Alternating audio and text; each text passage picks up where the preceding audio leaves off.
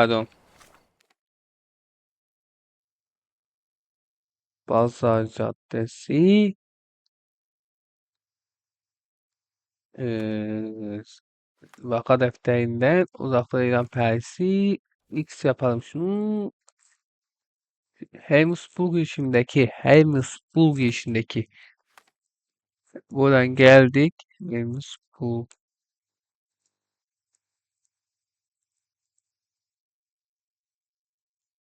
Bazar Caddesi.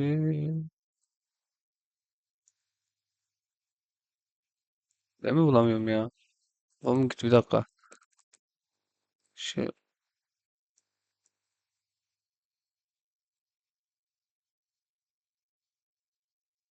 bir daha bak şu. Şimdi dur. Diyor ki. Neydi ki tamam. Bazar Cadde ile Helmsburg girişimindeki kervansarayda buluşabiliriz diyor. Bak Helmsburg neydi şimdi? Bazar Caddesi'ni takip edelim. Burası değil. Helmsburg Caddesi de değil. Bazardan devam ediyor. Susam var. Gazelle var. Medyası var. Barbaros var. Bazar Caddesi yok. Buradan gidelim. Ha, burada bir yerde. Tamam. Buradan yani buraya ışınlanıyoruz.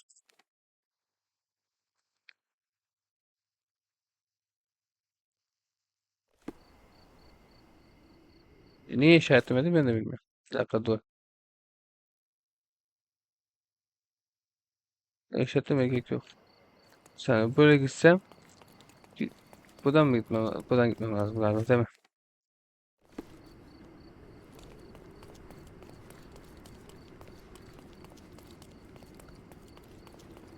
Koş koş koş koş koş koş koş koş koş koş. Ne kadar az kaldı. Koş koş koş koş koş. Şu an neredeyiz? Şurada bir yer olmaz. Burası mı?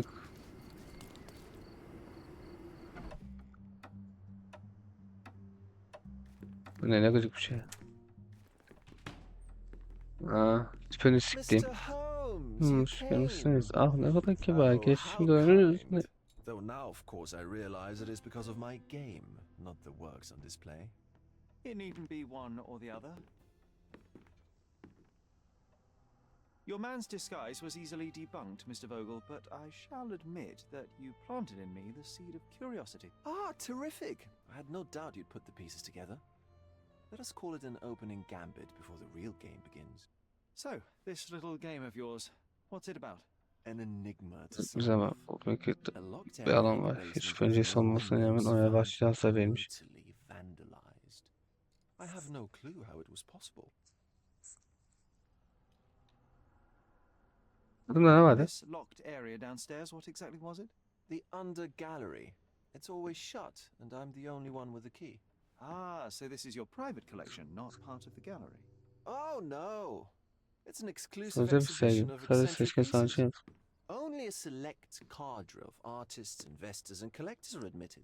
Not everyone deserves to have their eyes opened. What about this intrusion? What happened? Last night, I was about to leave the Ve tam gallery when I karşıdaki heard a alt noise tarafta sesli botona downstairs. elini alıp I went to the basement, but I didn't see anything out of the ordinary. It was admittedly a rudimentary inspection. çünkü önceden It is not fayede so common bazım. to get rats down there, so seeing nothing of note, I left and locked up the building. When I returned this morning, alas, I discovered that part of the exhibition had been torched, and there was no sign of the intruder. The mystery being, of course, that all the Bırak doors gitsem to the binada gallery were çıkarken locked panik. exactly as I left them. And the door to the basement is the only entrance. Correct. Tell me you're not intrigued. Well, this matter is certainly within my wheelhouse. This intrusion troubles me. Please take a look around if you're willing. The under gallery is through the door at the end. I will see what I see.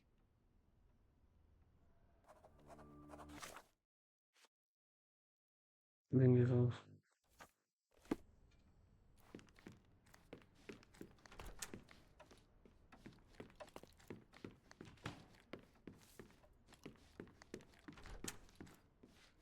You sure you don't like art, Sherry?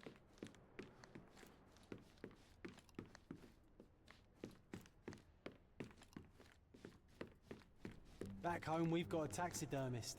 He's gonna have a heart attack when he sees what I bring him.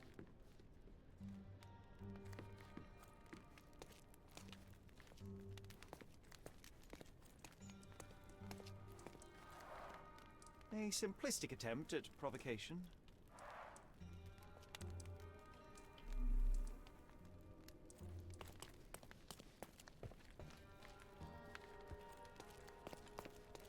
Closed with a metal bolt.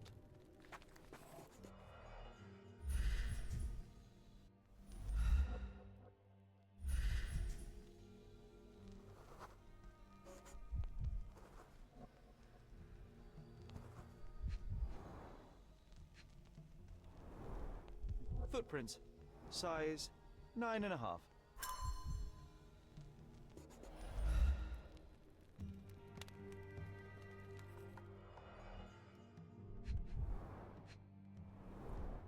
Old and hasn't been used for a long time.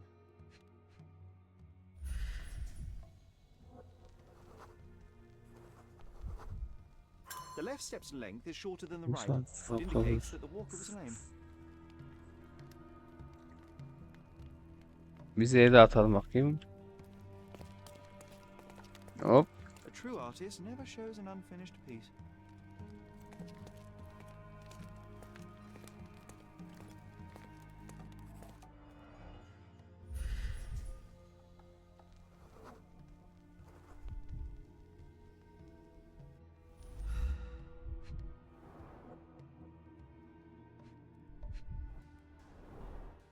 Sherry, how about some company in that dreary chamber of yours? Leave my loneliness unbroken, John. A handprint of the thing from another world. But it looks fresh, and its coal origin ruins the effect of the extra mundane.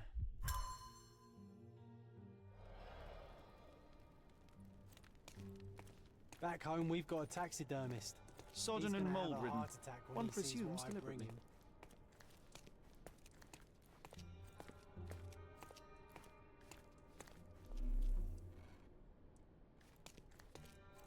Sadece burada bir şey var. Çerçeve boş. Sheer vandalism. Only an ignorant person could do such a thing. Coal fingerprints. I think we're looking for a man with a coal moustache. A Malpalbut. Alpasla da içiyormuş. Vay am.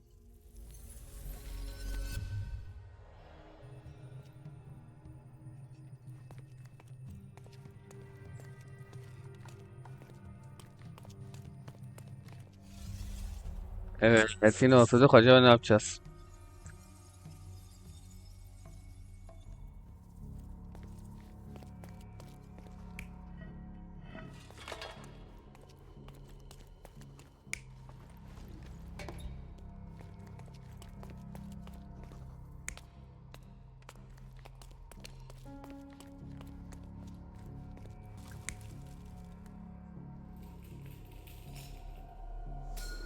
The intruder Buydu. entered the basement through the coal chute. He used a magnet to open the hatch bolt. He Şuraya accidentally pushed a şuraya shovel to the floor. düşmüş. Vogel heard the noise. At the sound of his approaching footsteps, İşte the tavanın içine intruder hid saklanmış. inside the coffin. When Vogel entered the basement, he failed to Şifre notice etmişlerdi. anything strange and left without properly checking. The intruder waited until Vogel had left the caravanserai beklemiş, before sonra tabii- burning the paintings in Wilde's room. But the vandalism was a cover for the theft.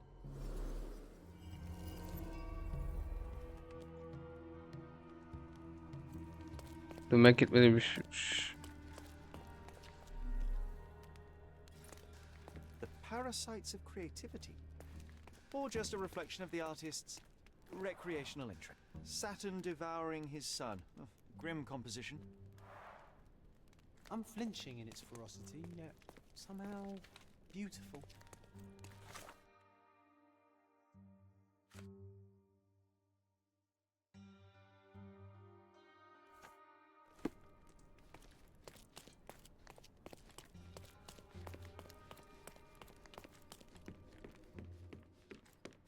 Oradan. The pieces are not what I expected. Dışında. What do you think my collection is about?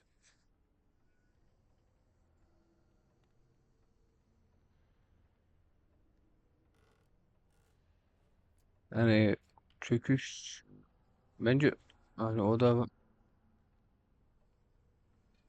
Dozens of priceless works amassed simply for the sıfırdan sake of it and presented without care. It's not about the art, it's about excess, yes? I don't know. Well, that's absurd. Of course you know. It's your gallery. There is no one answer, no singular truth, but many filtered through the subjective mind. sıcak. That forgetting, embellishing, lying machine. Besides, what's wrong with a lie if it makes life more interesting? What's wrong with a lie? It corrupts the ability of others to behave freely and rationally. Men never act freely or Savaş küçüğün rationally attılar anyway. onu zaten. It Hayatın önemli matters not what olan is tek or şey isn't nasıl in the ettiğinde. end. The only important thing is how you feel. And I simply want to feel and consume as Böyle much as I can. tüketmek istiyorum. Sen Don't istemiyor you? musun? Feelings are simply one's animal ancestry trying to Tekrar geçirmeye wrest back çalışıyorum. control of the brain. I try to avoid the distraction. You try not to feel, even in a place like this? None of it Yani moves you? To be frank, I struggle to çok hoş. maintain even a whit of interest Olabilir. in art. Olabilir. But Mr. Holmes, it is joy incarnate, mankind's greatest achievement. Mankind's highest achievement above all others is objective and rational thought. I see then why you dislike art, for it means whatever you want it to. Or perhaps, Mr. Vogel, I was lying. Aha.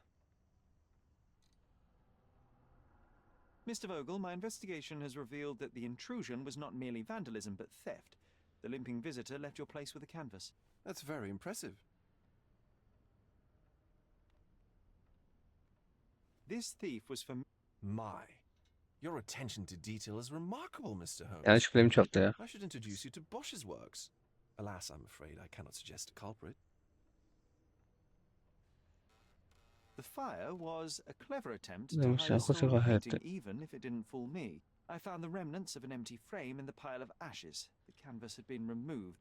Do you know which paintings in the wild room may have interested a thief? Were any particularly expensive? Those pieces belong to a well-known Also- artist named Boniface Mercurio. They're controversial, but not of a notably high value. The intruder entered the basement through the coal chute. He used a magnet to open the latch and dislodged the shovel while doing so. That's the noise you heard yesterday. When you went downstairs to investigate, Burada böyle tavukta he hid in the saklamış. coffin. It seems I should have checked the space more thoroughly. There's something more, is there not? I can see it in your eyes. Indeed. There is another intriguing angle. I recently received an anonymous offer for one of Mercurio's works. The sum was more than fair, Tamam, and kolay indeed gelsin. could have saved Mercurio from his artistic poverty. But he declined it. Was it a performative whim? Some artists lionize pain and hardship as if their work would be worse after a meal and a hot bath. I cannot tell. But not only did he refuse the deal, he insisted on displaying the painting in the public space. I was hoping to change his mind, but artists are a special breed of stubborn.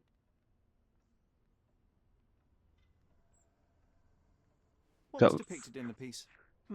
A bound woman wrapped in robes being penetrated by a red devil that stared at us, the viewer. Üf. The beast had numerous tails growing from his back, and a large crowd gathered around the pair, silently watching the orgiastic scene. Okay, well, given the Okay. nature of the other works on display, it's hard to see why that one stood out. What could possibly be its value? The evaluation of art Hiçbir is olacak very şey. subjective, Mr. Holmes. After all, art is everything. Biraz sanatsa A bir şey. poem, a bruise, the beads of sweat on your beloved skin. Even a masterfully solved crime. I'm not sure I see the connection. Regardless, the painting was one of a series called The Sabbath Night in Cordona. The works depict sex, violence, and other controversial acts that life, for better or worse, contains. Ah, I see. I'm not sure that you do, but that can wait for another time. So where can I find Boniface Mercurio? I know he lives Eski somewhere in seviyeler Berg City. eşliğini bile ama but daha couldn't be more kesin böyle specific. işlemem. Ünlü bir He's a şahsiyet. prominent figure, so finding him shouldn't be a problem. Well, I believe I have enough to begin. Thank you, Mr. Vogel. Your gallery certainly has unexpected depths. I'm delighted to have been able to please a friend. Kısımda öyle. In return, I Kaç expect yılda da him to güzel bir provide habere me devam with bekliyorum. news. Ya da en azından Or güzel at bir least a hikayeyle. good story. Benim yandan mı oyum ya?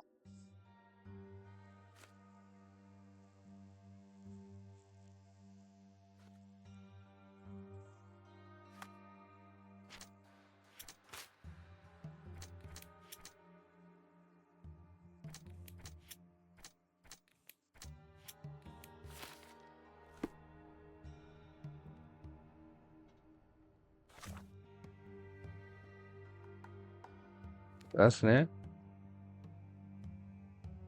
Burası ne? Burası ne? Burası ne? Kütüphaneye gitmem lazım.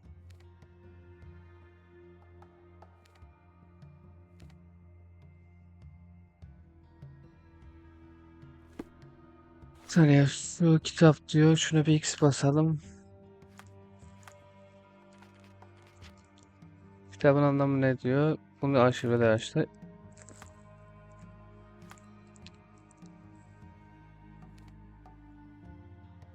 Oğlum ne dedi lan? Aa,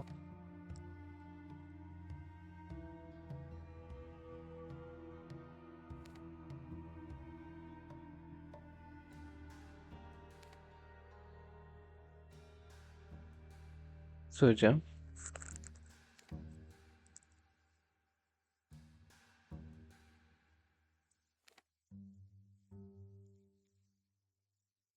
Tamam.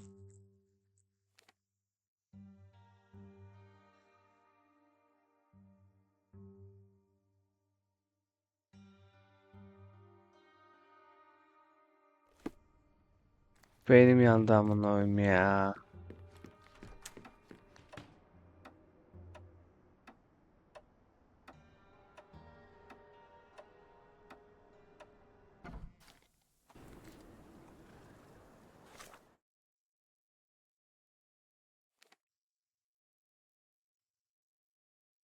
Hemen bir gidelim oraya bir bakalım ne var ne yok yani.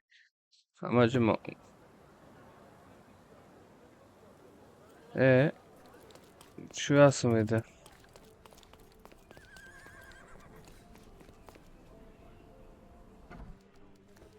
Mr. Holmes, I have something for you. Mr. Holmes, I see what you're up to. Sen bir yabancı Mysterious nişanlı kadın stranger istiyor. pursues betrothed woman. But please, let us keep things professional.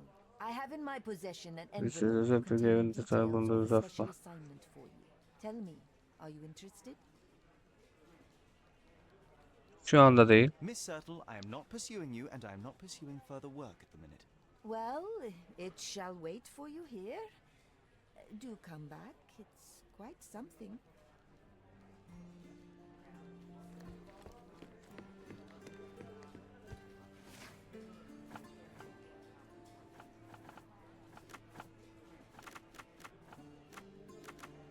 Eskişehir kesim.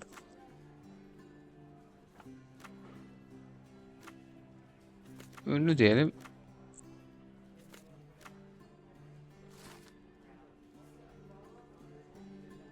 Geçtiğimiz hafta bir sanatçıların sözde sosyetesiyle ilgili yeni bir skandala karşı karşıya bıraktı. Her şey yere sanatçılar gözden düşmüştü. Sanatçının tapları satışına başladı. Yani bir yönetici Aslan Darwin, televizyon sözden düşmüş sanatçı ban filmi ilk olarak bir sahne fırlattı ortamda bir huzurlu. Daha sonra söylediğine göre Baybekon'un onun namusuna göz diktiği için makale yazı okuyucuya Baybekon'un kısa bir süre içinde Baybekon'un şimdi kahvecide görüldüğü hatırlattı. Ya, o Hristiyan lideri Kurt Gallagher'lı arkadaşı Michael koymak amacıyla Bay Tevfik'in kafasına bir tablo parçalamış. Büyük bir kavga başlamış ve buna müşterileri de dahil olmuş. Uzun süren kavga sonunda polis olay mahalline gelmiş. Sosyetenin bütün kavgacıları gözaltına alınmış ve bir hafta boyunca polis gözetiminde konulmuş. Bu ne kadar sıra dışı bir olaymış. Sizin sağlık kişiyle danışmanız olarak bir gözden düşmüş bu sanatçıdan bir hatı almanızı öneririm. Bunu imza etmeye ve resim bir satın almaya davet ediyor. Onu Eskişehir'de Sky SK ile Zeytin SK arasında Hermes Bul adresinde bulabilirsiniz.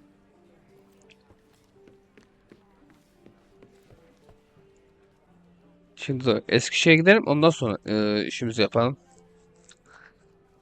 Yoksa şey yapamıyoruz. Bir an beyin buzluyor artık. Bir oraya koş bir buraya koş.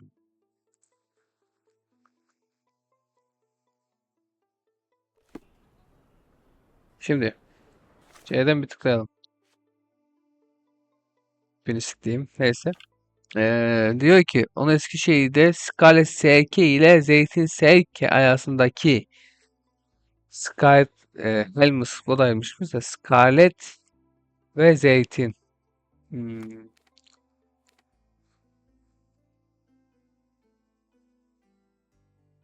Elmus neredeydi? Elmus buradaydı. Zeytin burada.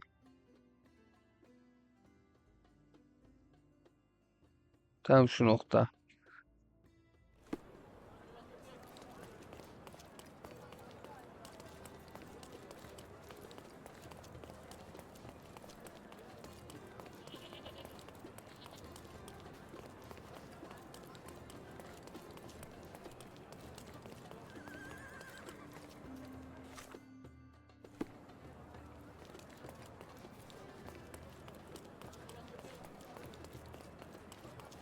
Bitmeyen işlerimiz var.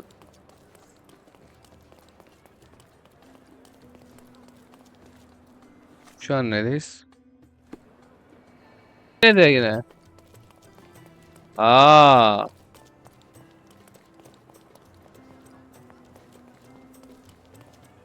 ha, Excuse me, young man. Where do you think you're going? Greetings, ma'am. I'm looking for the. I don't care who you're looking for. You shall not pass. No visitors allowed. I wish to buy a painting from Mr. Boniface Mercurio. Is he at home? Dearie, canım. tell me Ya because şu old age yüzünden has made göstereyim me görmüyor. O blind. yüzden söyle Did bana. someone Birisi write al. information bureau on my forehead? Because I'm not here to answer your questions. Entry is for residents only. Fatma sakın ne gibi? If you aren't Sen a sen git resident, yoksa seni please polis leave, ihbar edeceğim. or I shall report you to the police.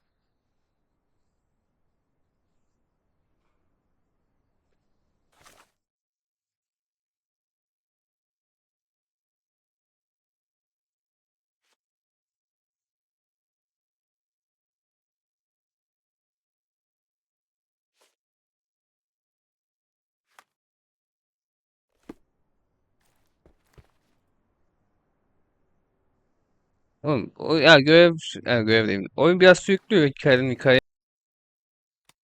Güzelmiş.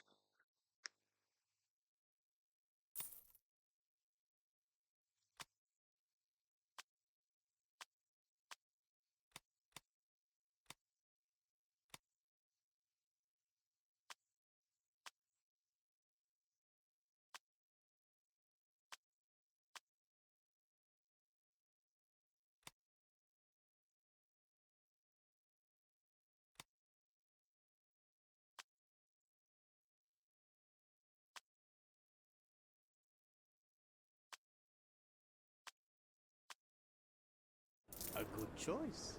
A good choice indeed. Come, come.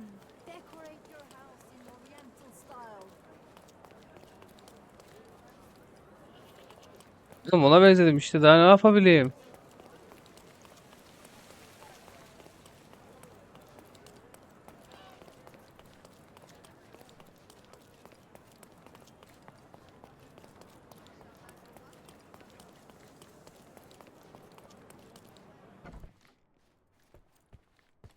Boniface, Tamam live in your işte own gel little işte sen ne world. yaptın? Please accept my thanks. Koysa I would işte daha. rather accept your rent. You promised to pay me several Almancaya weeks ago devam and I'm ya. still waiting. I will pay you, I promise, very soon. You'd better do, Siktir lan. my dear. Or else I'll just change Oğlum the sonuçta bank. İngilizce And I biliyoruz. won't fall Harfi for yanına these Almanca koyuyor. cow eyes. Yani daha ekleyeceğiz daha üzerine ya. Daha var çok yani. Olur.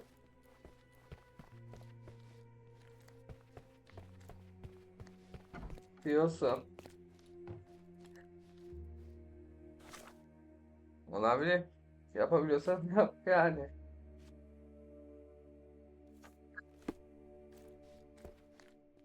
Kardeşim Japonca öğrenmek yani normal bir dil öğrenmekten daha zor yani.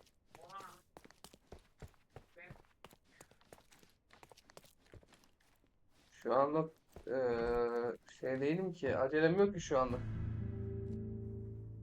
Dediğim gibi Şubat Mart'ı buluyor ya. He.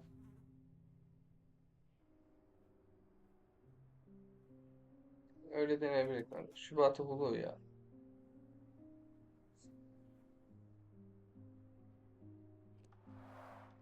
The blood has dried.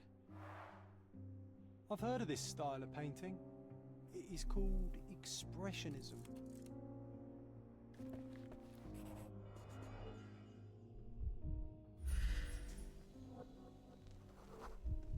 Judging by post-mortem rigidity, the body lay here for 1 or 2 days.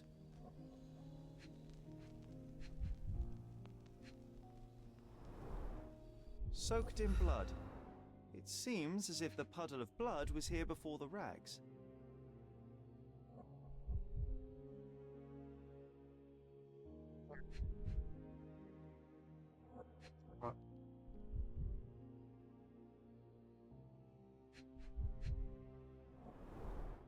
The wound is precise. It was inflicted by a razor or a knife.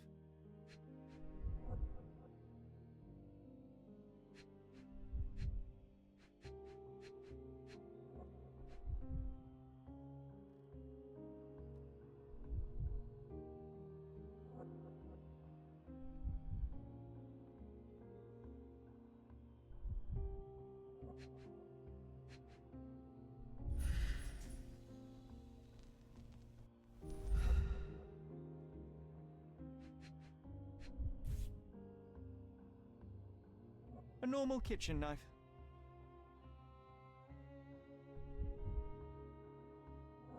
Could be the murder weapon.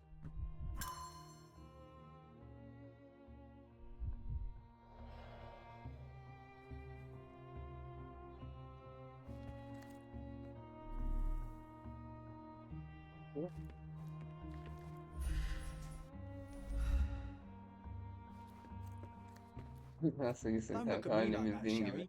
I will not touch Yani that az dirty kaldı floor. zaten, dediğim gibi. Şubat'ta, büyük ihtimalle Şubat'ta giderim ya. Ya zaten anlaştığım bir şirket var. Personel eksikliği varsa diye kalacaklar. Yoksa işte biraz daha uzar süreç.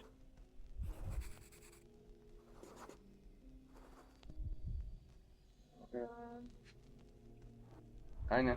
Yolcu I gemisine. wonder where he got that fancy camera. Tamam işte. O da yolcu gemisi değil mi sonuçta? It appears the wine was truly Önden vurmuşlar. Cenk diye yazıyorlar. Evet. Ha. Ya öyle değil Despite the zaten overall ya. tendency towards mess, you cannot sit with the Şimdi drawer yani pulled out like this. Someone left it after searching. ya öyle zaten de şu an hani ulusal şeyini kullanıyorlar da mahkeme hakkını kullanıyor geminin sahibi. Red Ya böyle skin, de tails sonuçta on the back. bir şey olacağını Reminds me pek of Werner's sanmıyorum. description of the stolen painting. Ya The chest olur. has been searched. Öyle. Geç. Tabii canım. Bir bakarsın bizi de The bombalamışlar. photograph was not pulled out in time. Such a waste of material. Ne yani oğlum, öyle hani denk gelebilir yani sonuçta. Look at this, John. Şöyle diye düşün. Şu an Isn't it görüştüğüm our firma zaten stolen deed? Ukrayna tarafına çalışıyor, tamam mı? Aha. Bitti. Ya bunlar daha doğrusu sana şöyle diyeyim. Hani konuştuğum şirket Ukrayna'ya şey götürüyor işte, ne bileyim, malzeme falan götürüyor konteynerlarla. Yani savaş bölgesine giriyorlar. Ama Türk gemisi olduğu için bir şey olmuyor. Ama dün o Cenk'i gördükten sonra bir ihtimal geçen bir tane gemiyi bombaladılar. Türkler alay ediyordu o sırada. Ki o video neydi o? Adamlar hani yan gemiyi bombalıyorlar, bir çarşı kaya çekti yolla. O derece yani. Ya You're not even trying, Sherry. Concentrate. e,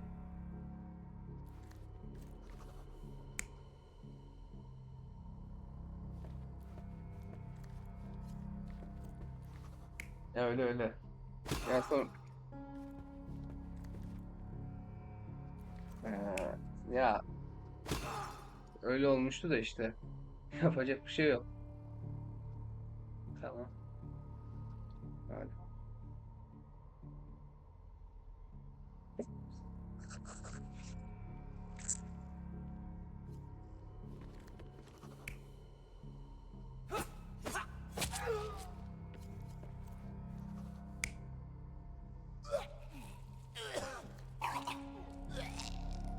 even trying, Sherry. Concentrate. Başka ne olabilir bunu?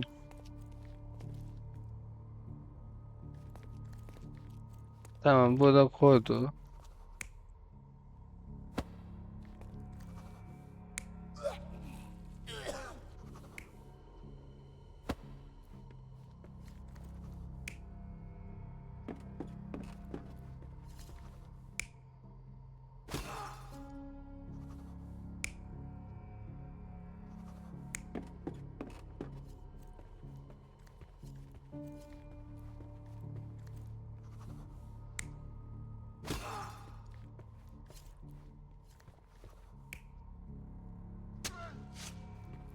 Bu olamaz zaten şimdi, tamam mı?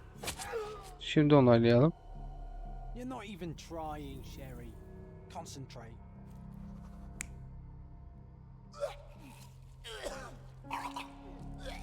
You're not even trying, Sherry.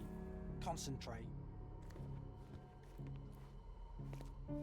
Ya adam buradan mektup almış.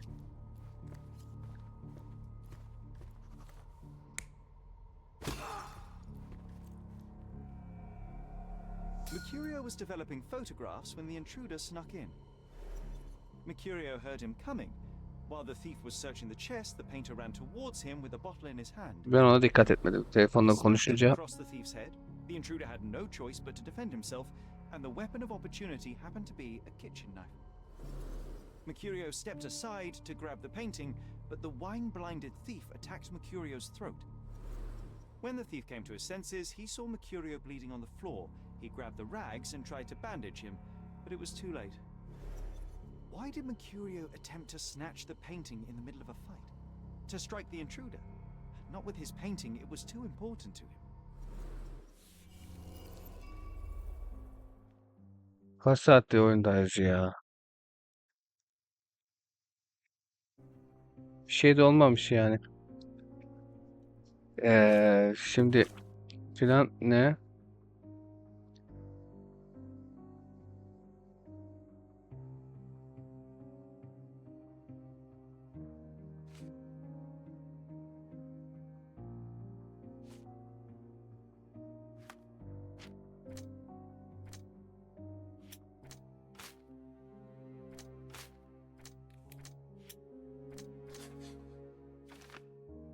Sanırım Meko öldürmek değilmiş. Evet.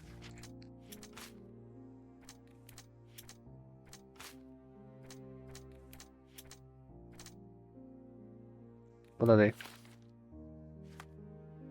Bu diyor ki bu neymiş?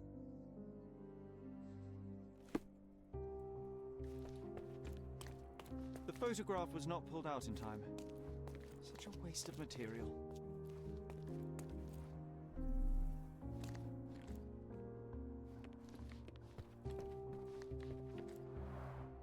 Aunt May whiskey, brandy bucks. Quite a collection he had here. Ne yapacağım şimdi anlamadım ya. Şey iliştirelim bak. Şunu iliştir.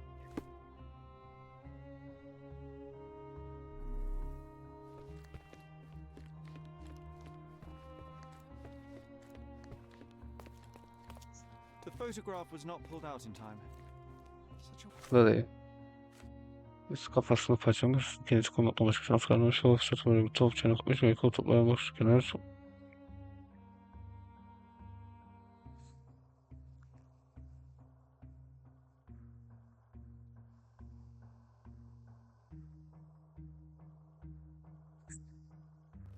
waste of material. It's time for some chemical magic, John.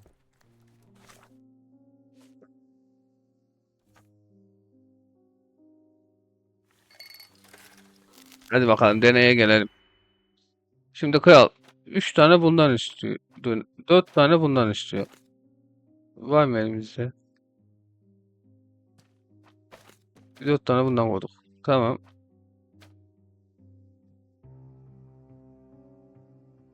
Şimdi biraz matematik yapmamız lazım. 3 olmaz. Şimdi koy G'yi.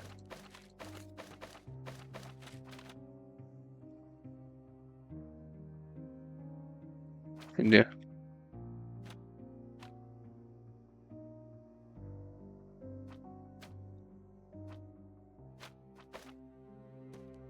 üç tane bundan koydum. Şimdi üçgen lazım. Çok profesyonelce bir şey yapmam lazım. Üst bu.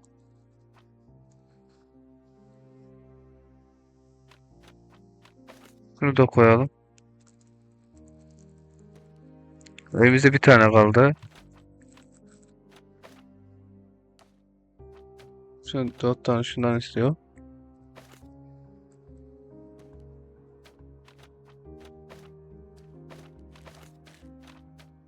Dört tane bundan koy. 2 3 tamam.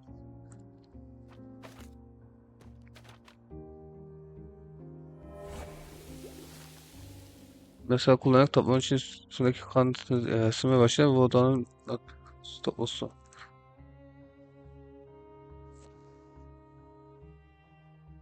Bu yani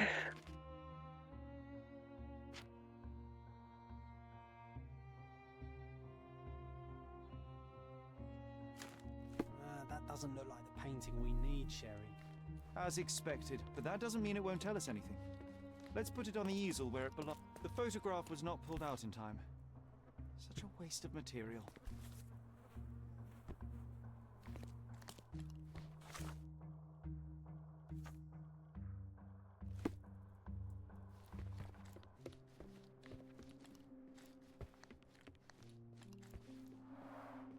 I guess this is his most ordinary painting. Spot the two differences, John?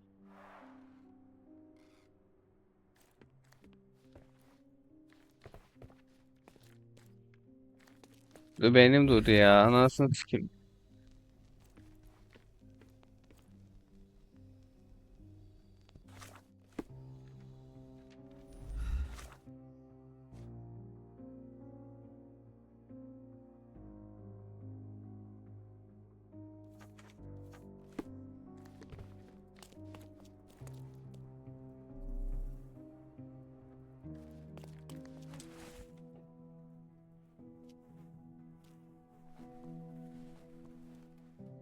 Monster was actually a man. Poor girl. John, you ought to be thrilled. We are now hunting the devil himself. What were you saying, Sherry? I was too busy sketching the scene, you know, crimes and such like, daily routine. Did you find something? A photograph. It depicts a man in a red suit with tails sprouting from his back and multiple people in masks watching the scene. It all adds up. But the act of love, it wasn't given willingly, John. It was a violation. And the girl, she was with child. Give that to me now. Did you recognize someone? No. Although the victim is not from Cordona, she is African. Look at the ritual scars on her face. Get that image out of your brain. You have to continue the investigation. I must speak to the landlady. Perhaps she saw or heard something. Sherry, you cannot tell her the truth about Mercurio. It will hurt her. John, that's illogical. Sooner or later, she will come here and discover a corpse, and I still need to talk to her. Just avoid mentioning corpse, all right? Stick to the character, tell her to call the police. I'll take that into account. And wait here. I've redrawn the people in the photograph. Now you can proceed with your investigation without those horrific details. Kitaplara bakmak istiyorum ya. Red skin, tails on the back, reminds me of Werder's description of the stolen painting.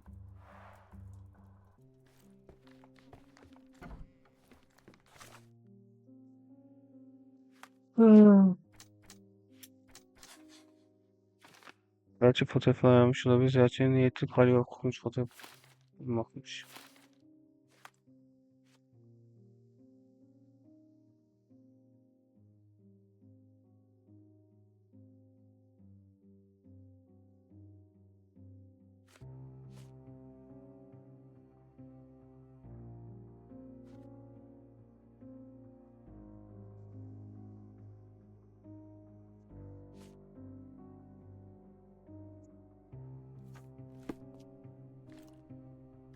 Bir saniye, şimdi ne yapacağım?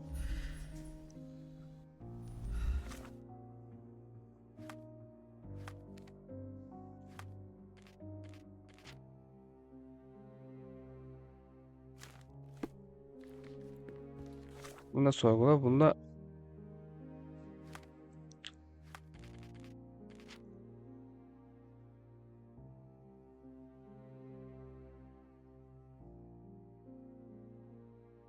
ve ne vardı lan? O mektup.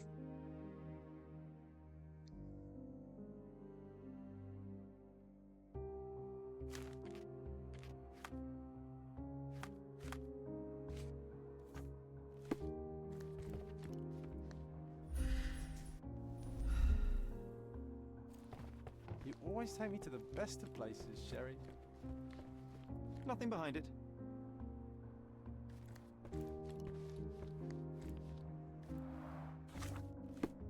I guess this is his most ordinary painting. Spot the two differences, John?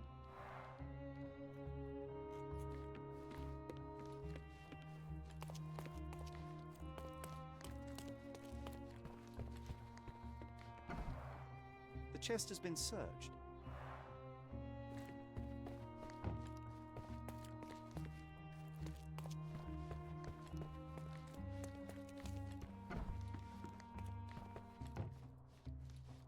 What's wrong, dear?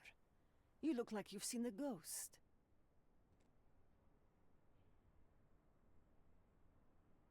Can you tell me if anyone else has recently entered the flat? Oh, you're talking about that limping man. I'm sorry I let him in. I was scared.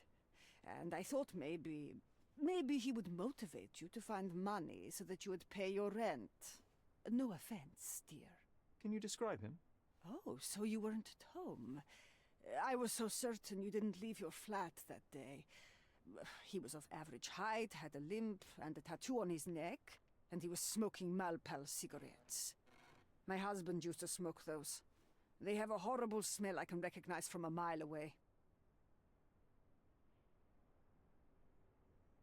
Can I ask a favor? Of course, dearie. Please call the police and ask them to enter the flat. And don't look inside until they come up. What?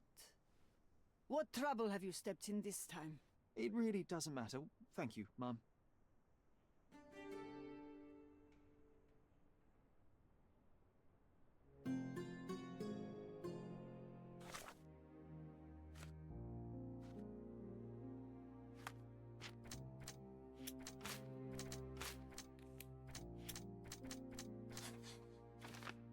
Menkul katil kaleye hırsızın aynı kişi. Fotoğraf düşürdü. Hırsızın ondan sonra fotoğraf almaya girmiş ama bulamadı ve ressamı bir nefsi müdafaa ile öldürdü.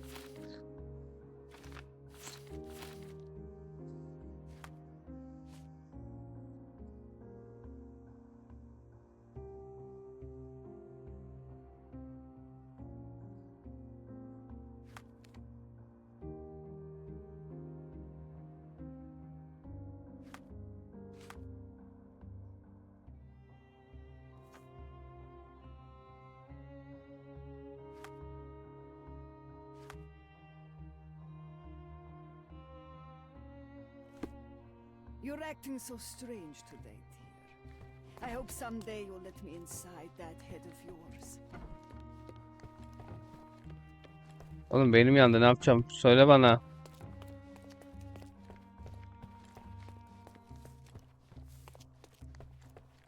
Bence o adamın yanına gidip bu kim olduğunu soralım.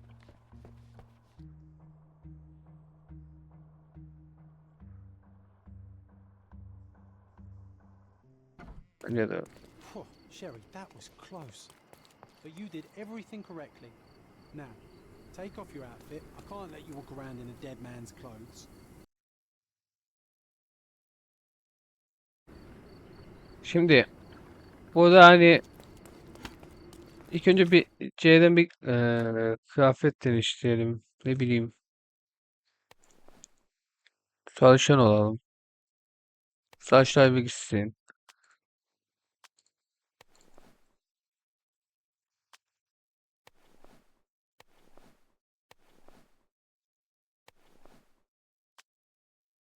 Tamam.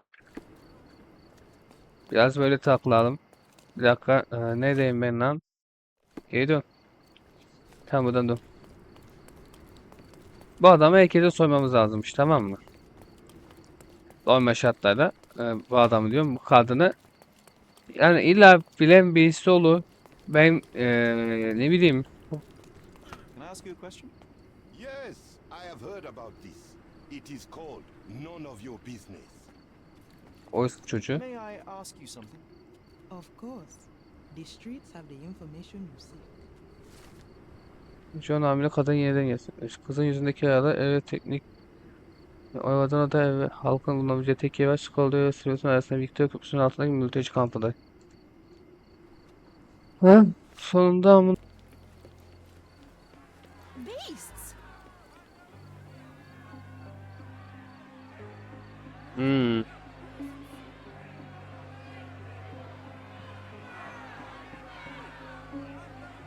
Ne oluyor burada?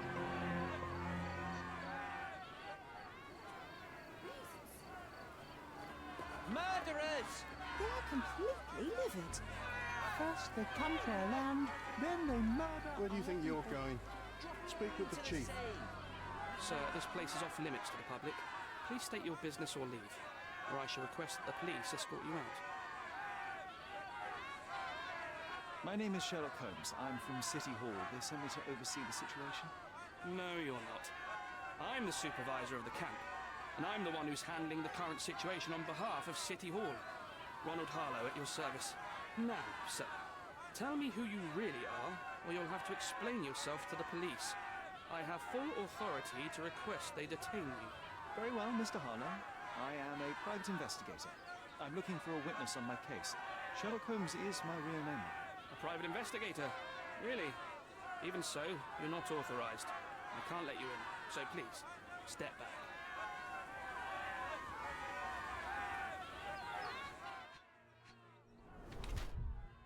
Dolgun gözaltı. Soymaları kabul et.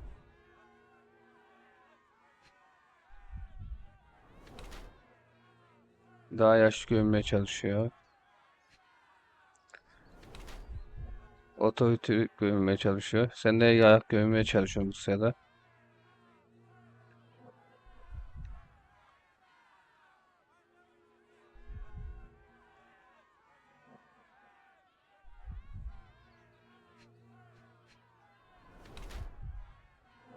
Terliyor ve stresli. Ayakkabımıza kadar bakıyorum. Temiz ayakkabılar.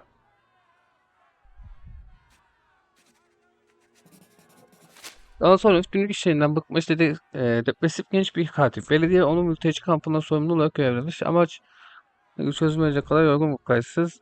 Kendine daha yaş gösterdiğini düşündüğü küçük bir boyu var. Solgun cildi ve göz hiç ayrılmadığını, karanlık ofis ellerinin yattığını gösteriyor. Ama temiz yıpranmış ayakkabına bakılırsa dışarı çıkmaya pek de niyet sevmiyor. Telli avuçlar yoğun sınıfının kıyafeti ise daha olmuş. The people in the crowd are shouting about a murder in the camp. Are you trying to hide it? It's mere assumption. I assure you that the situation is under the police's control. If it was under control, if there was no dead body, you wouldn't be as nervous as you are. You would be sitting in your cozy dark corner at the City Oturdu Hall her zaman doing gibi iş. nothing as usual. Yet, you're here, trying to deal with a series of problems you never asked for. These insults are Gerçekten de kalktı. You don't know what I'm doing for this camp. Even though the rest of City Hall doesn't give a bloody squat about the refugees, maybe I didn't want to be assigned to this camp. But I'm trying to do my best for these people. If not for my work, they might not have any shelter or food even. I apologize, Mr. Harlow. Perhaps I was prejudiced towards you, but in any case, I'm sure that you would still want this to be over as quickly as possible. The current reality is that neither you nor the Efendim, police are managing things well. evdeyim, ne oldu? Unable to calm the crowd, you have simply never handled a situation like this before. What are you driving at, Mr. Holmes? Ya geldin.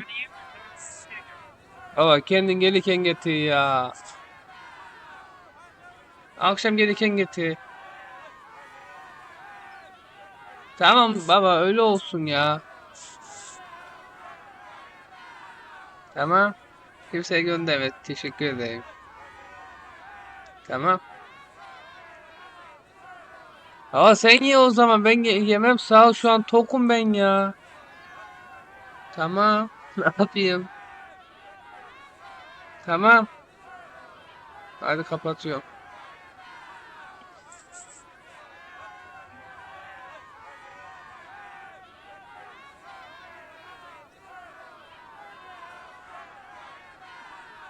I can help you to handle the situation if you're truly interested in solving things quickly and quietly. And how exactly would you manage that? Simply tell the police that I'm with City Hall and I'm permitted to investigate the scene. I'll work out the rest, but in return I need your help finding my witness. She's a young refugee. She's with child or was with child recently. Look, there is indeed a dead body inside the camp. So even if the girl you are looking for is there, all the refugees are now being detained and interrogated by the police. They won't allow you to speak with her, and I can't do anything about that until the situation settles down. So it's in our mutual interest to settle it. Oh. I suppose that things are bad enough that I ought not shy away from help. All right, Mr. Holmes. I'll tell the police to allow you to come inside. Just Tabii tell me canım. when Ne you're ready. sanıyorsun oğlum? Mr. Harlow, how did the refugees end up here exactly? Oh. So you're not from around here yourself? I've been away for some time, but I read the papers. Yes. This whole story has been in the papers for almost a year now. They were smuggled to Cordona on a ship from Africa. Smuggled? Then why didn't you deport them? The smugglers managed to sneak them to shore and hide them inside an abandoned warehouse. When the police raided the warehouse and found the refugees there, the ship was already gone. We aren't even certain as to which ship it was. We have busy shipping routes with other colonies these days, you see. So you decided to lock them up under a bridge? There was no other option. We're still trying to work out what to do with them. I only hope we'll find a humane solution and not put them on a raft and float them out to sea. Eşeğe So, sormayı what seviyorum. exactly do you do here? What are your responsibilities? What I do and what I am responsible for are two different realities, Mr. Holmes. On paper, I am in charge of the camp territory, security, provision, and the refugees in general. What I actually do most of the time is knock on every City Hall door trying to obtain some funding, or at least rations for the camp. The police here on City Hall's behalf too? They are, minus those who came here after the body was found. The governor won't let the refugees disperse into the island, so there's a significant police presence guarding the camp. Naturally, they answer directly to the police. I have some influence here, but I'm not their direct authority. I'm ready to take a look at the scene. All right. Go inside the camp and find Inspector Tewksbury. He's the officer investigating the scene. Tell him I sent you. Say you're an independent expert from City Hall. He'll fill in the details for you. I'll find my way with words. Thank you, Mr. Harlow. Beasts!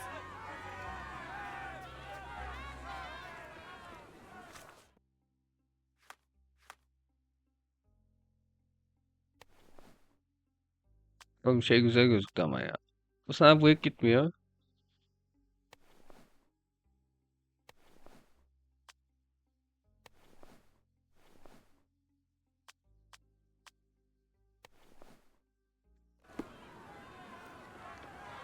Ya böyle daha iyi ismi. So they keep these refugees under a bridge like proverbial trolls.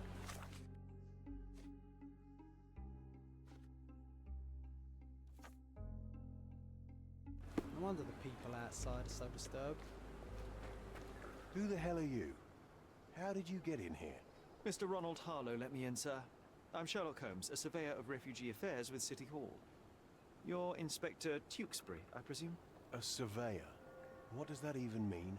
In short, I've been sent to conduct an extensive report on the incident for the Colonial Office and to assess all the damage inflicted on state property. Got it. Another paperworm sent to count money and get food for archive mold. Go on, look around, but don't make yourself too at home. As if I didn't have enough problems before you appeared. Could you first tell me what happened here? What happened? People from the bridge above the camp heard a woman screaming and saw a mass of refugees attacking a man. Clearly not a refugee. When the camp guards came by, the man was floating in the sewage canal with a knife in his chest. Bam. A murder. Big news for Cordona. I'm sure. Thank you, Inspector.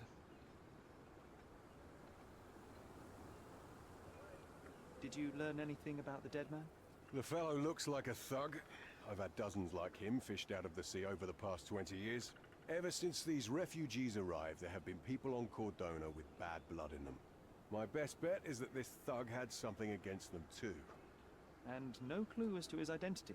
He had some items on his body, but nothing to indicate who he was or where he was from. I think I should catalogue his possessions in my records. Go on. They're on the table near the body. Do you have any suspects yet? You're joking, right? I've got a whole camp full of suspects. And if you ask me, this bloke had it coming. Better bury him and forget about the whole thing. And now there's a crowd gathered at the camp, and my superiors say we must thoroughly interrogate the refugees. At least those who can understand any English. Do you believe that your superiors wish to get rid of the refugees? I think that both our superiors would rather keep the story quiet. Since that's an unaffordable luxury now, they're looking how to protect their public image. That's why I have to waste my time waiting for my people to turn every stone and befriend every refugee. Vay mı amına? And none of the refugees were harmed? One fellow was cut. He's lying over there near their kitchen. He's in a bad way. You mentioned a woman screaming who attracted the bypassers on the bridge. Was she harmed? No, she's all right, but perhaps the whole debacle started because of her. She started wailing and the refugees stood up for the girl. And where is this young woman now? Back there in the shacks, same as the rest of the refugees. She's been questioned by my men, but she's just some refugee girl. Can't understand much English.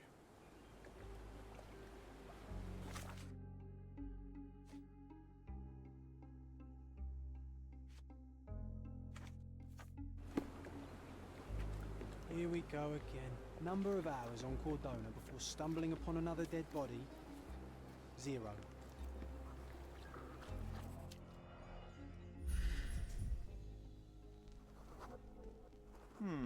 Coal dust under the nails. I don't see much coal around here.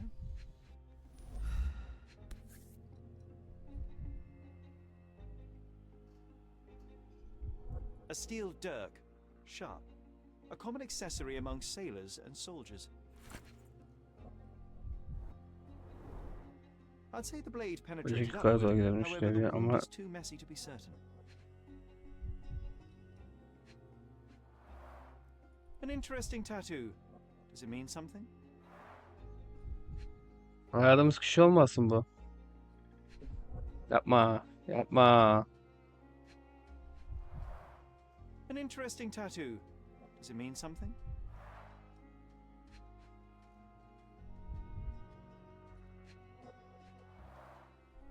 Heavy boots, with one sole far more worn than the other. This man was limping, John.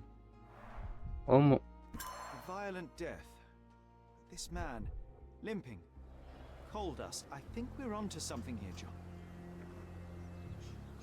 Are you able to help me? A solid question, sir, but I don't have the answer.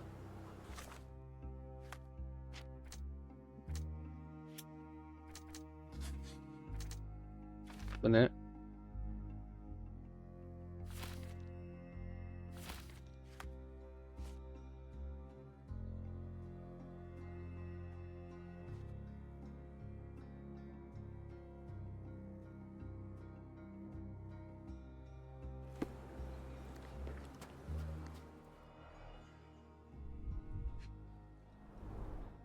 A simple leather sheath. Perfect for a dirk.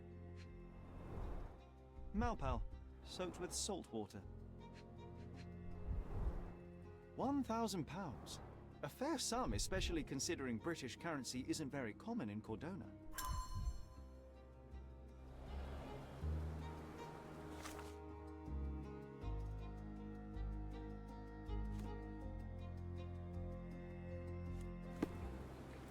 Bir bölümde onu uğraşacağız.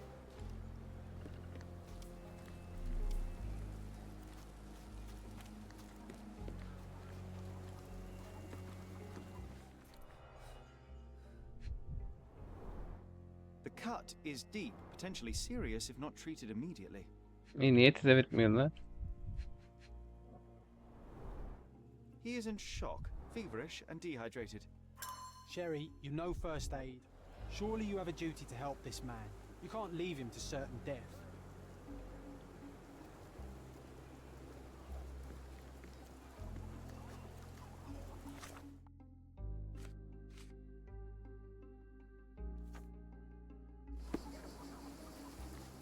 I think we can find all we need here in the camp. Let's have a good look around.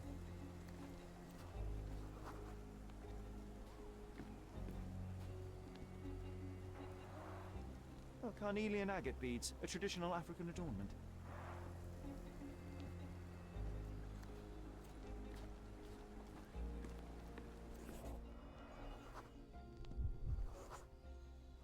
Police boots.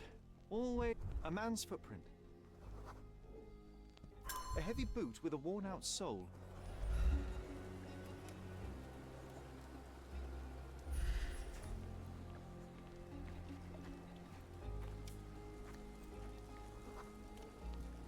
I'll use it to create a solution.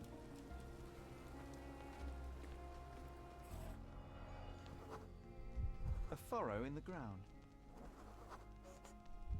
A blood trail leading to or from the canal.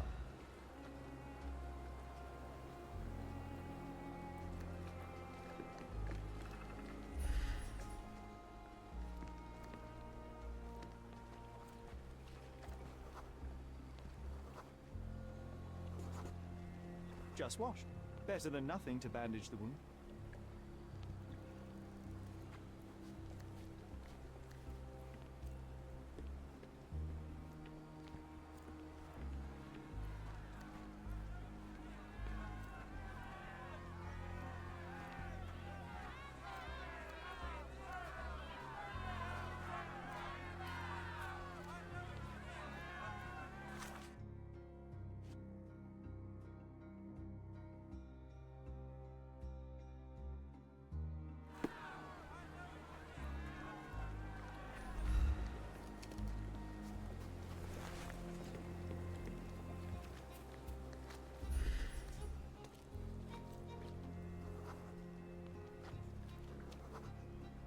I'm afraid these leaves can only be added to tea.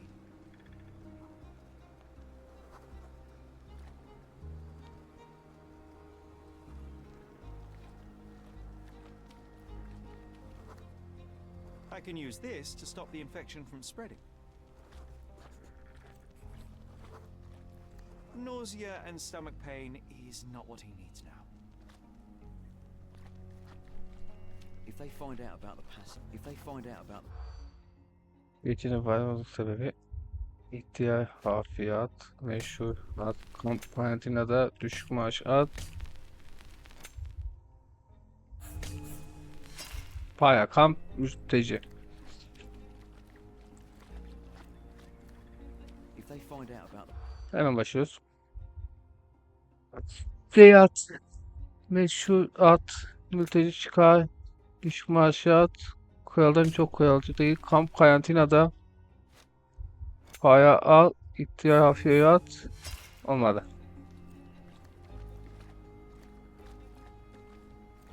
if they find out about the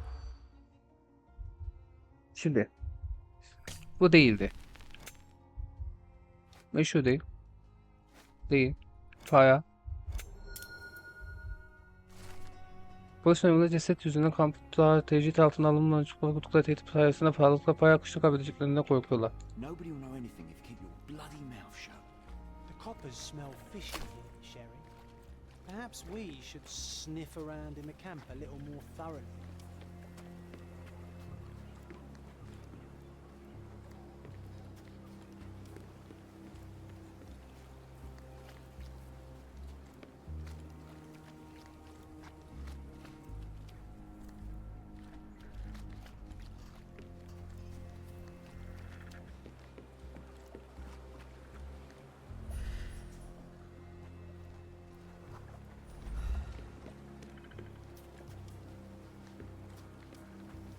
I've plated all the ingredients, now to prepare the first aid solution.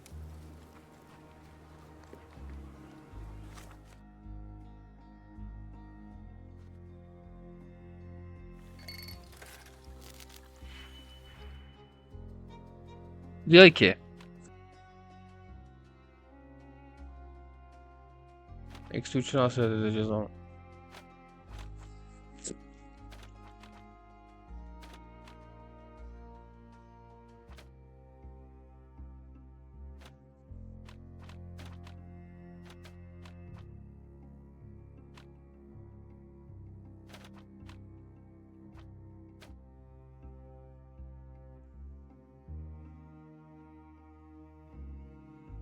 Şimdi 5. Ulan ne biliyor musun? Oğlum bundan eksi 2 tane olmaz sıkıntı. Bu da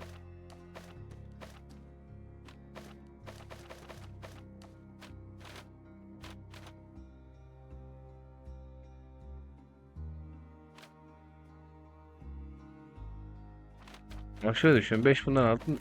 2 bundan attın. 7, tamam mı? Sonra dedin ki bırak 7 olmasın.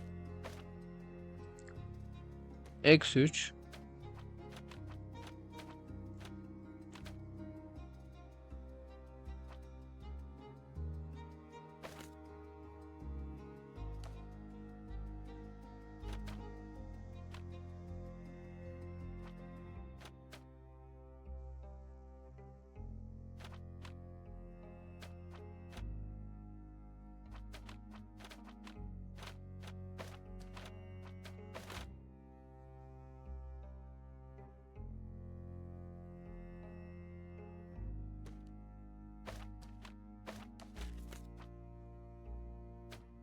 Eksi 4 oldu.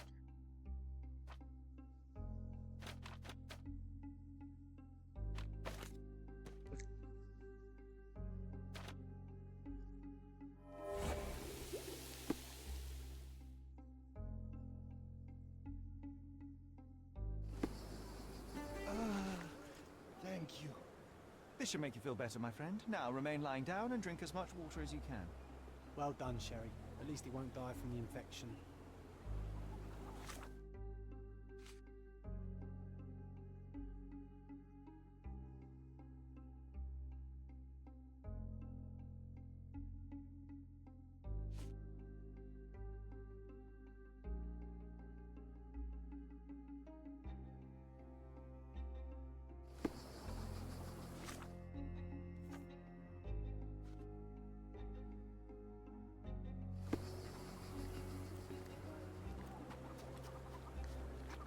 The refugees have been detained and will not leave until all the circumstances are clarified.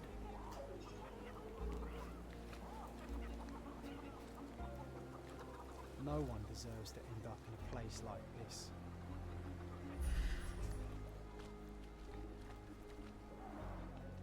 Someone was dragged against their will.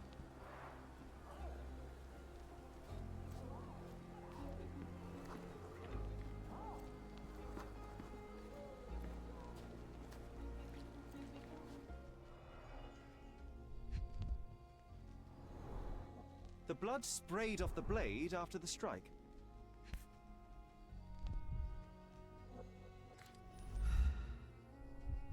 It might have been used as an improvised weapon.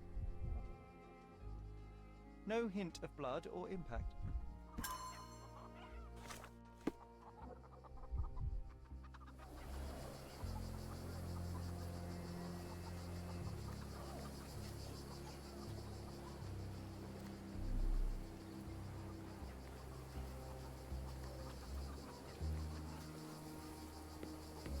May I ask for your assistance?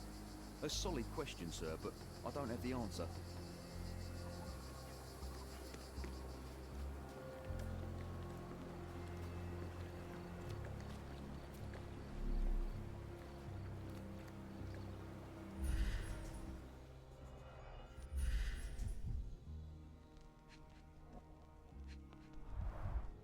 A fresh crack, as if the crate was hit recently.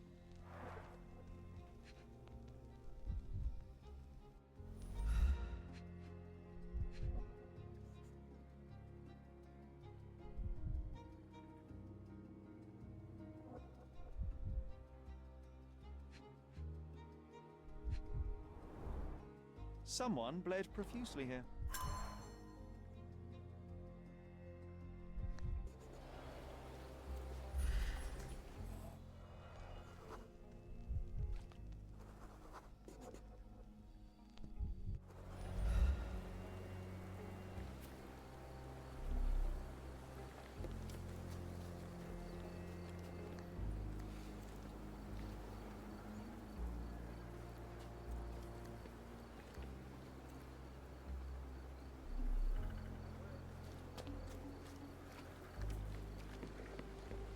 You still here?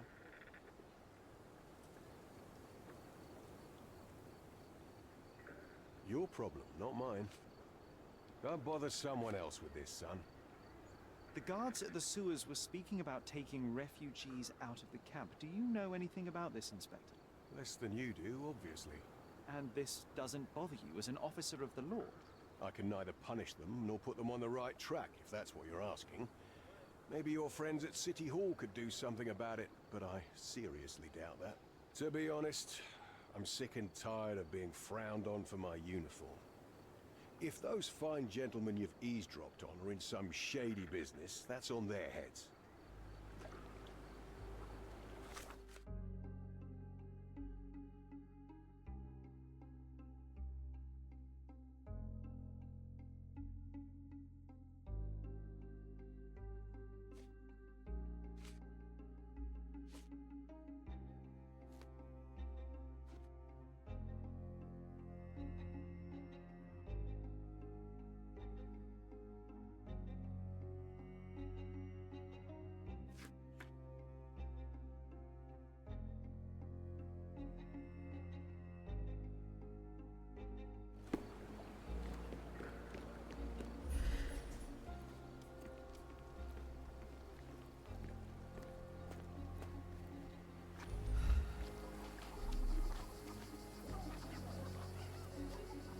Back off.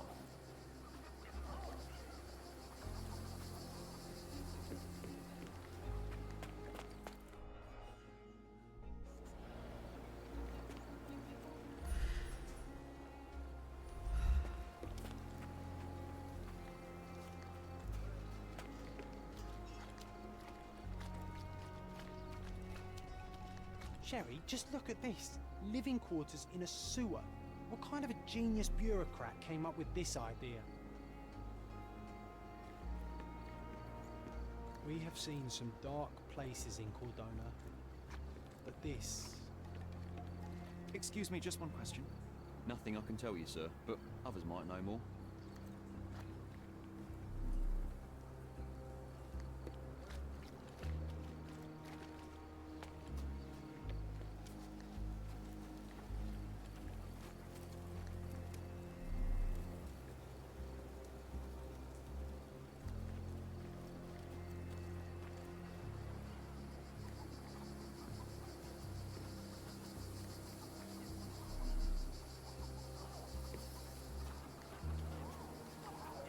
Back off.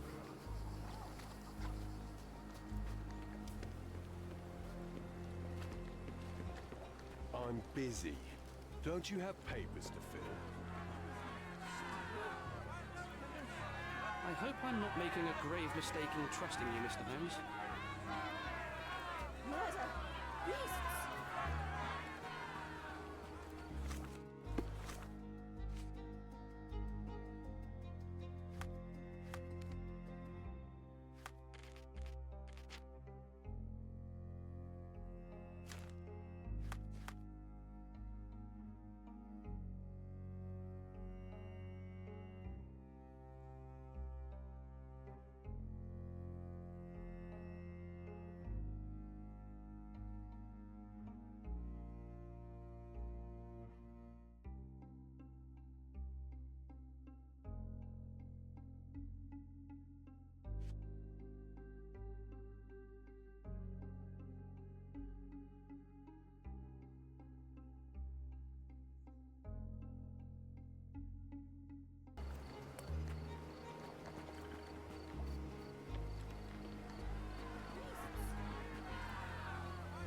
Who isn't allowed to visit the crime scene these days?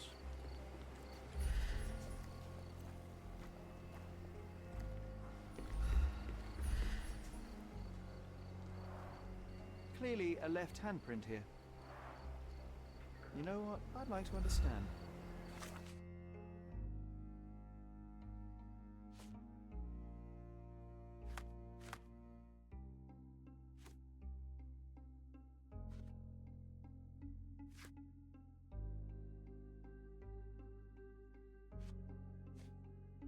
What?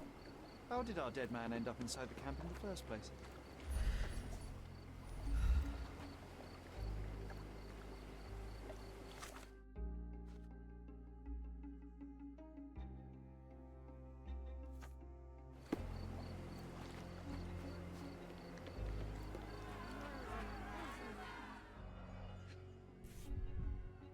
A single Malpal butt. Roadman cigarettes. A brand highly regarded by law enforcement officers. So there wasn't any sophisticated infiltration plan. The good old police just let the man into the camp. Now we have everything we need to get the full picture of what happened at the camp. I'm busy. Don't you have papers to fill? Huh. City Hall lubberheads.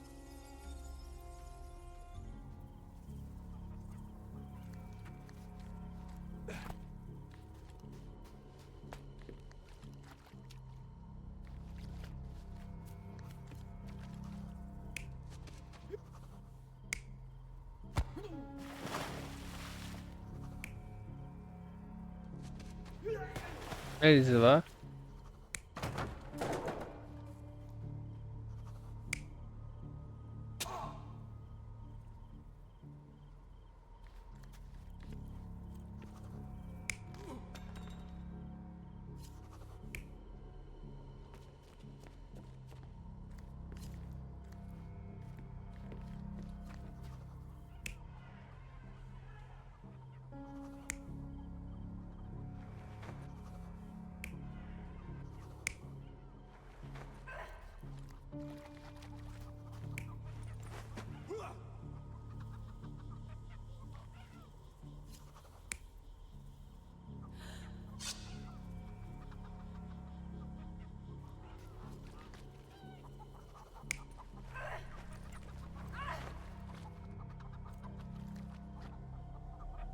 You're not even trying, Sherry.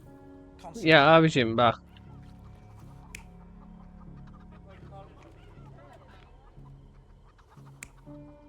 Burada kız gelmemek istememiş, tamam mı?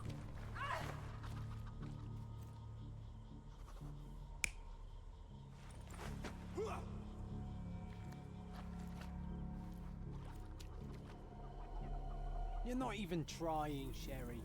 Concentrate.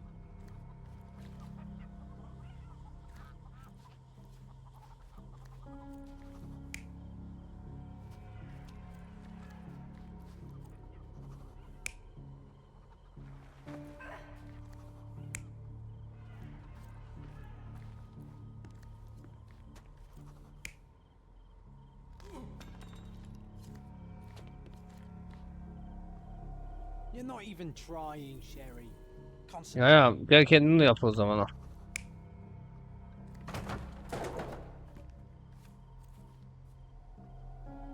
You're not even trying, Sherry. Concentrate.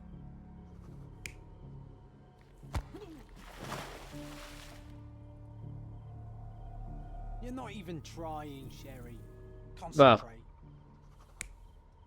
Bu adam böyle düşmesi lazım.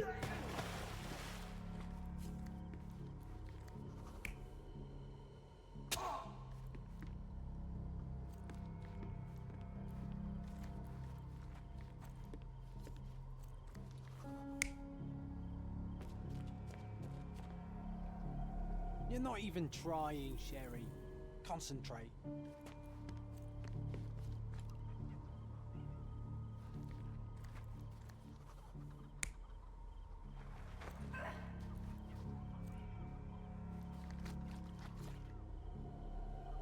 You're not even trying, Sherry. Concentrate.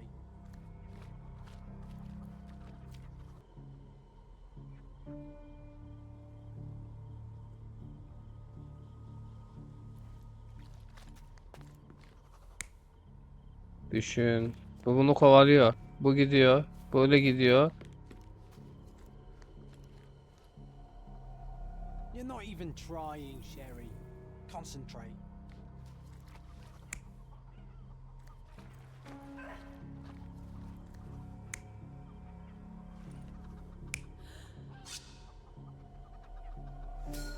So, Sonunda. we have a thug who came to take a refugee woman with him. She resisted, but he dragged her by force. One of the refugees stood in his way, armed with a stick, yet he could do nothing against a cutthroat with a blade. The man didn't anticipate that the other refugees would intervene and stand against him. In the confusion, the woman managed to break free. The thug took fright and fled. He was stopped by the falling crates. He stumbled and fell, piercing his chest with his own blade. However, the wound didn't cause instant death.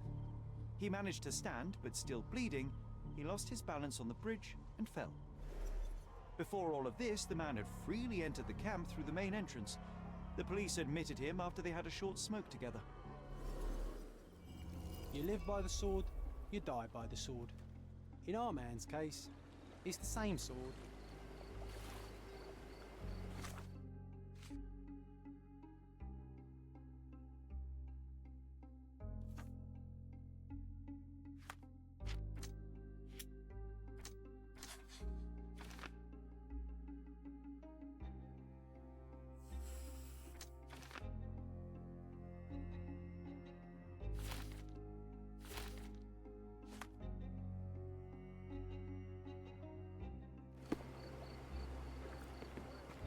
You still here? Inspector, I believe I can aid your investigation. I know who the dead man is and what really happened. You do? Well, good for you. But I'm afraid I'm not the one you need to share your findings with. Speak to Mr. Harlow here. He's the one responsible for settling things in the camp. You don't even care to listen? Oh, I do care. Maybe even more than I need to. But I'm only here today to lock the place up, question witnesses, and file the facts. It's sad, but coming up with conclusions is not among my tasks here. You fellows at City Hall do that. Anyway, speak to the supervisor. I'll just stand by and listen to what you have to say. Mr. Harlow, your refugees didn't murder anyone. What? Pray tell me what you've learned. All right, listen carefully. This might solve one problem for you, but will create a few more. Oh, well, that's a great start. The man came to the camp intending to kidnap one of your refugees, a woman. What he didn't expect was that the refugees would stand up to protect the woman. A brawl had broken out. In the chaos of it, the man stumbled over those crates and fell on his own blade. How do you know he fell on his own blade? The wound in his chest was inflicted from an unusual angle. It was not an offensive stab, shall we say. The refugees didn't touch him. And judging by the blood at the scene, the intruder managed to raise himself but was unable to walk very far. He ultimately fell into the canal. But how did he sneak into the camp? Why didn't the police see him? And this is where your new problems emerge, Mr. Harlow. What do you mean? You're not a dull-witted man. You know what I mean. There is no feasible way to get into the camp without the police guards knowing of it. The pile of mess I had to sort out has just become bigger, but somehow that doesn't surprise me. Anyway, I thank you for your help, Mr. Holmes. I'll take it from here. Meanwhile, I'll make sure the police aren't detaining the refugees any longer. You can go back in and look for your witness. You think one small clock can make any... O ne?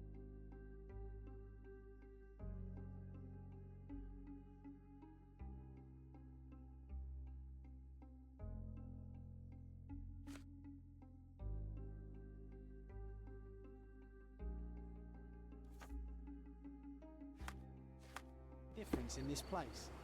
Who knows, John? Just one ill-fitting cog could make the whole machine crumble. I owe you a lot, Mr. Holmes.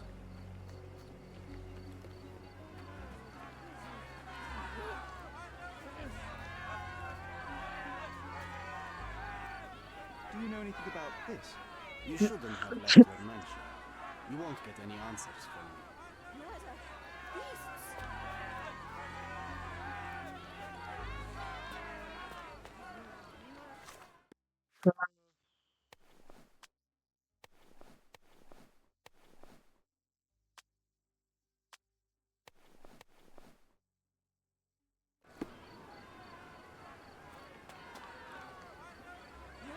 Can you satisfy my curiosity?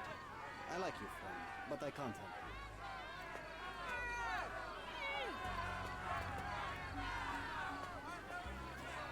May I ask for your assistance? Why don't you go talk to your co-workers? You obviously haven't thought this all through. Or are you just annoying these people on purpose? You're disturbing a hornet's nest here, son.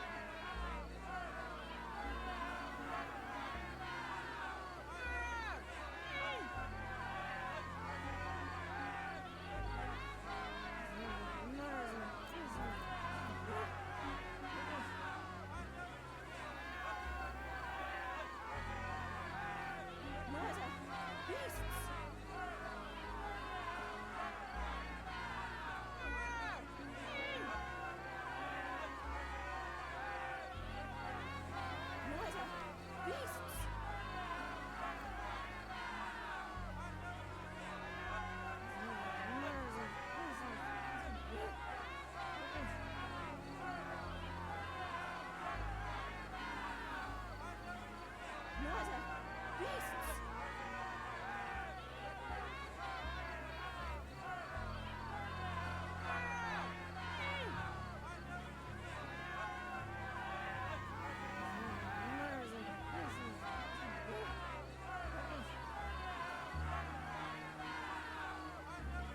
Oy oy oy. Oy ne yapsak ya o. Beynim durdu amına oyun. Buradakileri kaldırmışlar.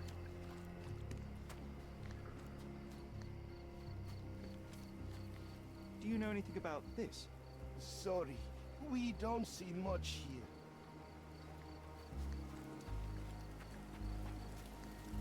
Excuse me, just one question. Sorry. We don't see much here. You obviously haven't thought this all through. Or are you just annoying these people on purpose?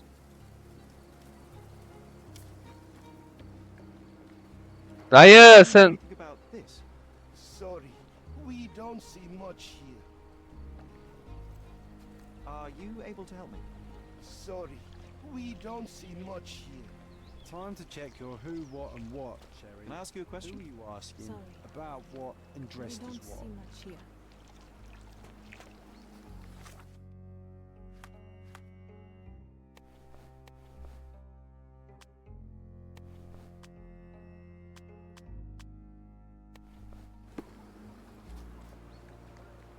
Could you help me?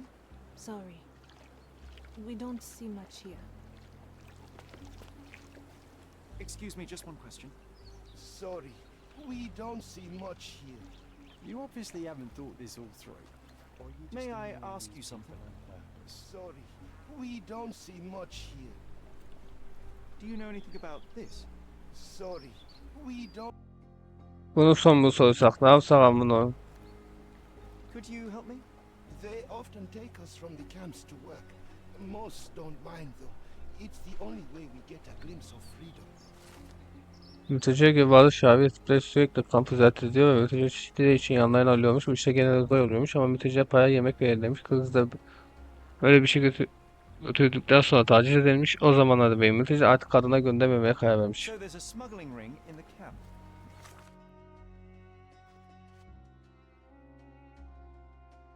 This wasn't the first time that someone freely entered the camp to take a refugee out. At least it was certainly his last time. My gut tells me that we'll learn more about this ring when we find out where the thug came from.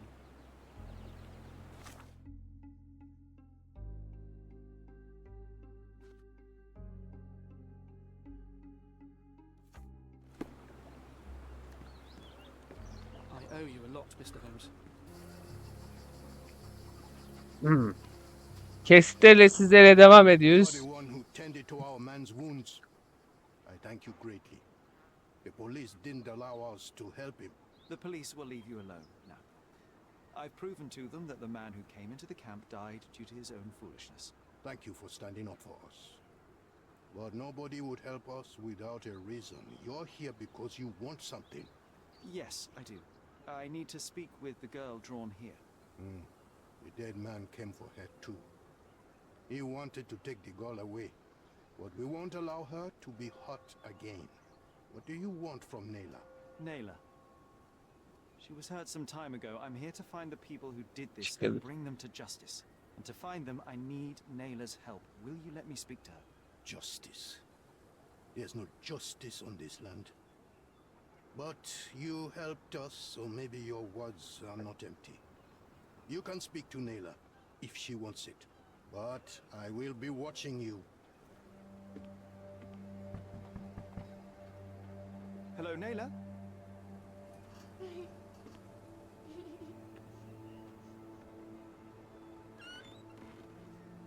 My name is Sherlock. I know someone hurt you. I am here to help.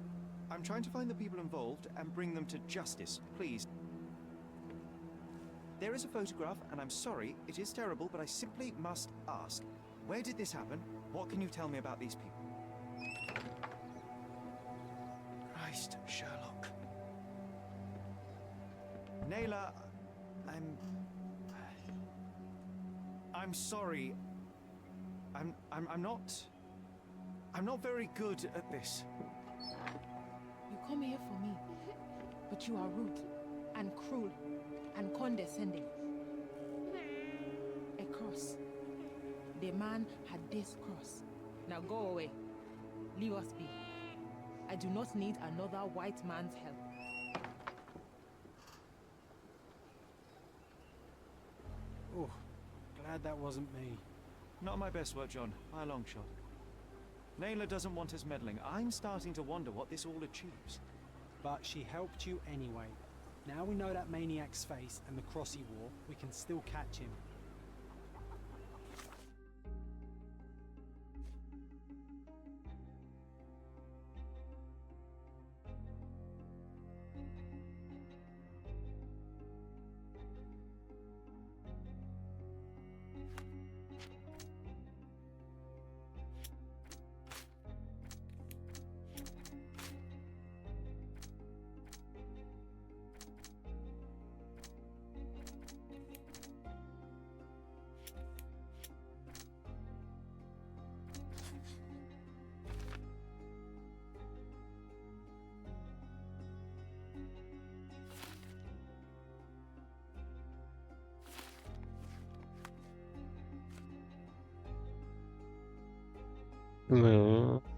Nasıl?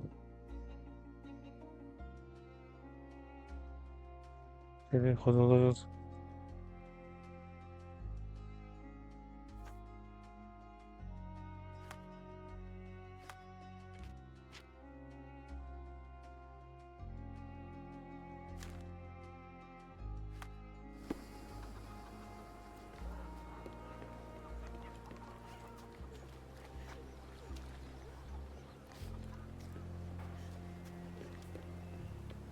Üçün.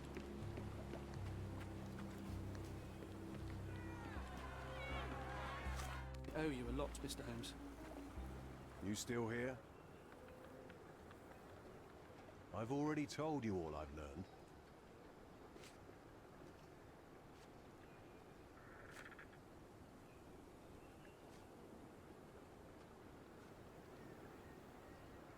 The intruder has a most peculiar tattoo on his neck, 2 lines and a point. Do you know anything about it? You really want to know, kid? Why? You want to play a policeman or something? I'm sure you have it in your records, so it won't hurt if I have it in mine. In my records, it's just a tattoo, as it should be in yours. Ah, to hell with you.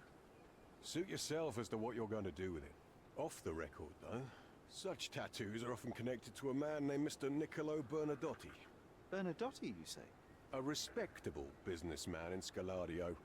His company imports goods and wines, and smuggles everything that can be smuggled between the colonies and the mainland. His people can be identified by an obscure tattoo, just like the one over there our friend has. But these are all merely rumors, you see. If Mr. Bernadotti was a criminal, he'd be in prison now. Or hanged, right?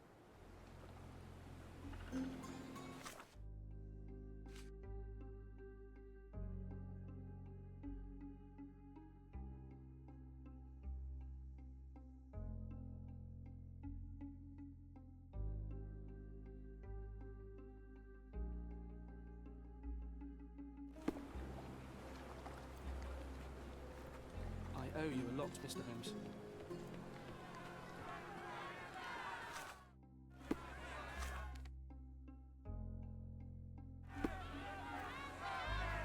Murder! Beasts!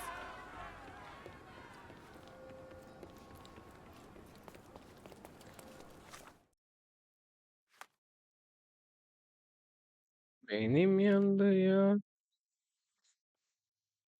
Ya da şu adamı tutuklan da kesin gitsin ya. Dın dın dın dın dın dın dın dın dın dın.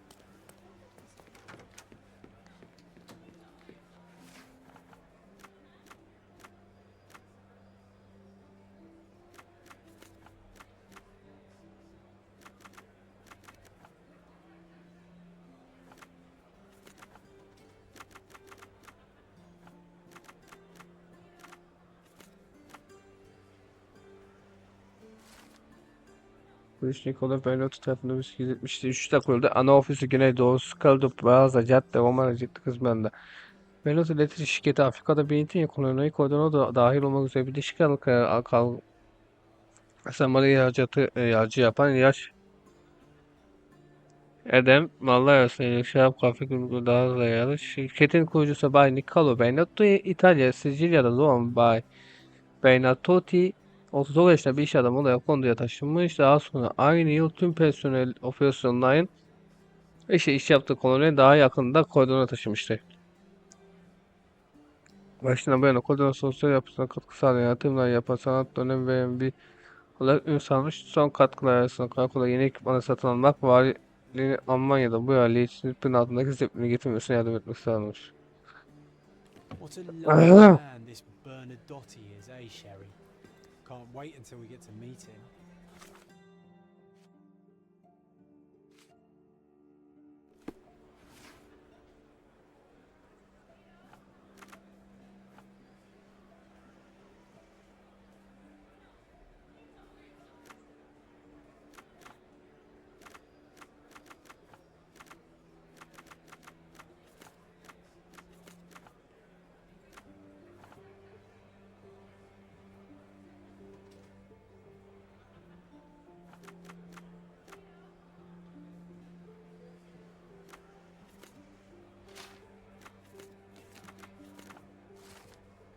Thomas Norton 1842 yılında Londra'da doğmuş, 1864 yılında Oxford Üniversitesi'nde mezun olmuş. 1869 yılında sekreter olarak işçiyle bakanlığında çalışmaya başlamış. 1875 yılında Nisan askeri delege görevini getirmiş. 1877 yılında bizzat kraliçe tarafından banyo nişanlığıyla düzenlenmiş. 1 Mart 1870 tarihinde belediyedeki kendi kabinesi tarafından Cordona'nın Britanya delegesi ilan etmişti.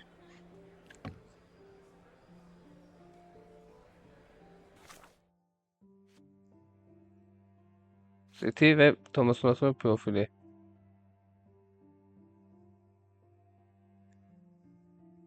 Bunu biriyle konuşmak lazım.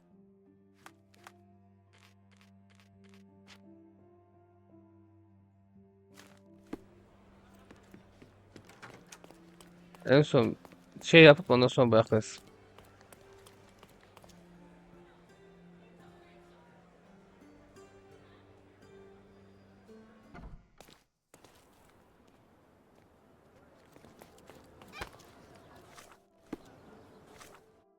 Buranın ağası da paşası da benim ha.